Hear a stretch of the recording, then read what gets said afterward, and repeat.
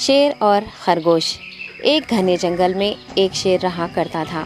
وہ تمام جنگل کا بادشاہ تھا، لیکن وہ بادشاہ جیسے پیش نہیں آتا تھا۔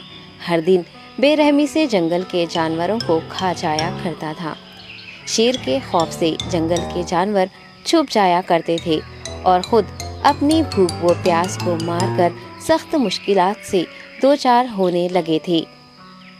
اس طرح کچھ دن بعد جنگل کے تمام جانور ایک مقام پر جمع ہوئے اور شیر کے شر سے محفوظ رہنے کے لیے سب مل کر رائے مشورہ کرنے لگے۔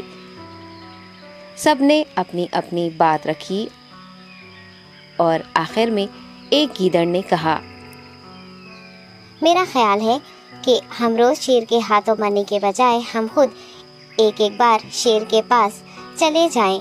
اس طرح روزانہ شیر کسی ایک کو کھا لے گا اور ہم سب اپنی اپنی باری سے چلے جائیں گے اور بلا خوف و ڈر سکون سے زندگی گزاریں گے۔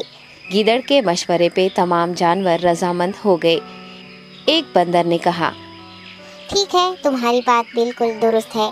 موت کا خوف کرنے کے بجائے اپنی باری آنے تک ہم اطمینان و سکون کی زندگی گزار سکیں گے۔ جانوروں کی بات چیت مکمل ہونے کے بعد خود گیدڑ نے شیر کے پاس جا کر یہ ساری بات بتائی۔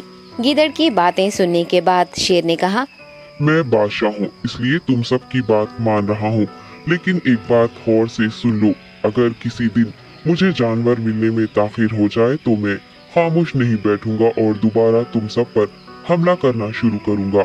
شیر نے بڑے غصے سے یہ سب کہا۔ شیر کی باتیں سن کر گیدڑ نے سر ہلاتے ہوئے حامی بھر دی اور وہاں سے چلا گیا۔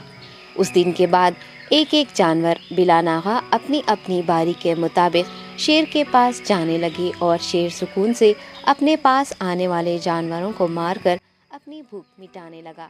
یہ معاملہ ایسے ہی چل رہا تھا اور ایک دن شیر کے پاس جانے کی باری ایک خرگوش کی آئی۔ وہ خرگوش بہت ہی ہوشیار تھا۔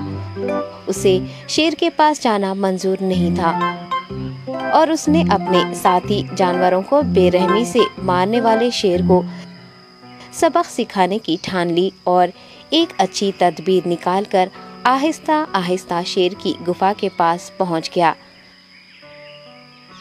تاخیر ہو جانے سے شیر کافی غصے میں تھا اور خرگوش کو دیکھ کر غصے سے کہنے لگا، میں نے تم سب کو پہلے ہی کہہ دیا تھا، دیر ہو جائے تو میں خاموش نہیں بیٹھوں گا۔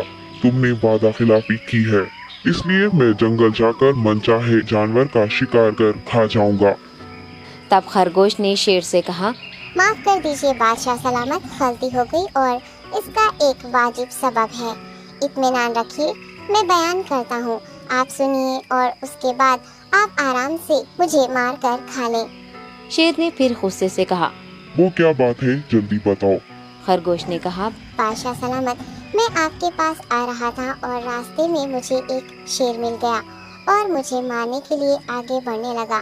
میں نے آپ کی بہادری کی بات اس شیر کے سامنے رکھی، لیکن وہ شیر آپ کے بارے میں بہت برا بھلا کہنے لگا۔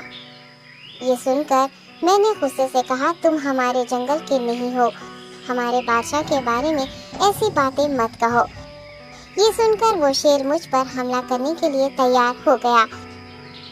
یہ دیکھ کر میں نے کہا، تم مجھے مارو گے تو ہمارے بادشاہ تمہیں ہرگز نہیں بخشیں گے۔ تب اس شیر نے کہا، تمہارا بادشاہ میرا کیا کر لے گا؟ میں نے کئی ہاتھیوں کو اپنے پنجے سے مار گرایا ہے، تمہارا بادشاہ ہو یا کوئی اور ہو، میرے ہاتھوں بچ نہیں سکتا اور میرے سامنے کوئی ٹک نہیں سکتا، میں اسے ختم کروں گا۔ یہ سب بدتمیزی کرنے لگا۔ میں نے اس شیر سے کہا، تم ہمارے بادشاہ سے آ کر بات کرو۔ تب اس نے فخر سے کہا، میں کیوں آؤں؟ تمہارے بادشاہ میں دم ہے تو اسے ہی یہاں لے کر آؤ۔ یہ کہہ کر مجھے دبانے لگا۔ بادشاہ سلامت، اسی لیے آنے میں تاخیر ہو گئی۔ یہ سنتے ہی شیر غصے سے کہنے لگا، چلو ابھی چلتے ہیں، اسے ختم کر دوں گا۔ یہ سننے کے بعد خرگوش نے شیر کو جنگل کے درمیان موجود ایک کنویں کے پاس لے گیا۔ خرگوش نے کہا، بادشاہ اس کے اندر دیکھیے، وہ وہاں آپ کا بے صبری سے انتظار کر رہا ہے، آپ اسے اچھا سبق سکھائیے۔ شیر غصے سے فوراً کنویں میں جھانکنے لگا اور زور سے دہاڑنے لگا۔ تب دوسری جانب سے بھی दूसरा शेर दहाड़ता हुआ महसूस होने